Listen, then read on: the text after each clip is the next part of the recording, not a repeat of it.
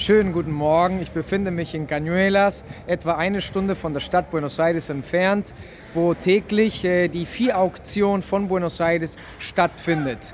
Das passierte bis vor 2 Monaten noch im Stadtteil Liniers Mataderos von Buenos Aires, aber die sind jetzt umgezogen, wo sie mehr Platz haben. Es ist bequemer. Täglich kommen bis 12.000 Rinder hier rein und die werden alle in 1,5 Stunden ungefähr versteigert. Das ist ein sehr interessantes Programm, um in Buenos Aires zu besuchen, wenn Sie das nächste Mal hier sind. Also, wir sehen uns!